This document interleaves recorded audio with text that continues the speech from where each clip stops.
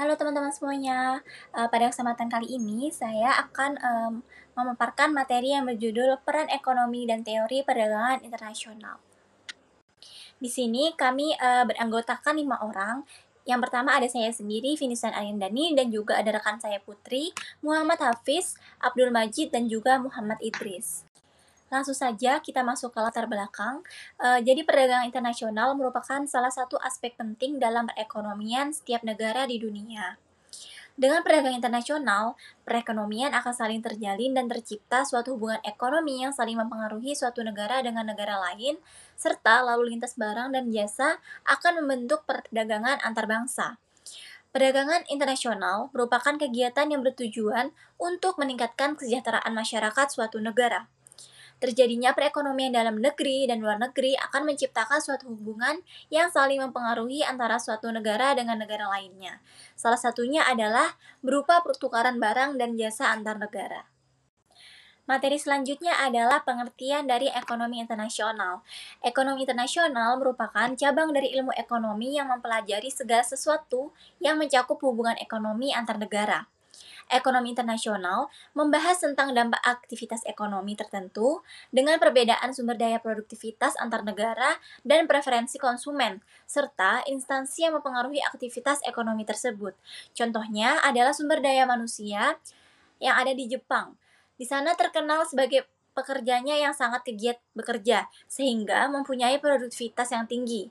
Saudi Arabia di wilayah tertentu memiliki sumber daya alam minyak yang kaya, sedangkan di Cina saat ini mampu menobatkan diri sebagai salah satu pemain perdagangan internasional terbesar karena menganut instansi sistem pemerintahan komando, termasuk dalam hal sistem kurs. Selanjutnya adalah peran ekonomi internasional. Jadi, ekonomi internasional memiliki peran yang sangat penting bagi suatu negara untuk saling berinteraksi dalam perekonomian, berkontribusi pada pertumbuhan global, dan berupaya untuk menciptakan stabilitas dan kesejahteraan dunia. Perdagangan internasional dapat dijadikan sebagai pertumbuhan ekonomi apabila aktivitasnya seperti ekspor dan impor. Perdagangan internasional adalah kegiatan atau aktivitas ekonomi yang melibatkan dua negara atau lebih dengan tujuan untuk memenuhi kebutuhan masyarakat negara tersebut. Selanjutnya masuk ke teori kerjasama perdagangan internasional. Di sini ada dua teori. Yang teori pertama adalah teori keunggulan absolut. Ini merupakan teori dari Adam Smith. Teori ini menyatakan bahwa suatu negara akan melakukan spesialisasi dan ekspor terhadap suatu jenis barang, di mana negara tersebut memiliki keunggulan absolut dan tidak memproduksi atau melakukan impor terhadap jenis barang lain, di mana negara tersebut tidak mempunyai keunggulan absolut terhadap negara lain yang memproduksi barang sejenis. Keuntungan mutlak bagi suatu negara dalam kegiatan perdagangan internasional dilatar belakangi oleh perbedaan keadaan seperti perbedaan sumber daya alam, perbedaan kualitas tenaga kerja, perbedaan penguasaan ilmu pengetahuan dan teknologi, perbedaan jumlah produk, perbedaan iklim, dan juga perbedaan pendapatan dan perbedaan modal. Lalu teori yang kedua adalah teori keunggulan komparatif.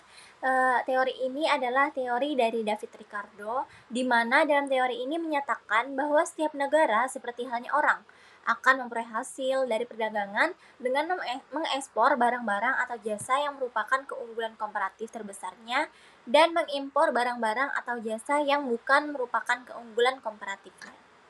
Sedangkan teori yang ketiga adalah teori Hexer-Ohlin.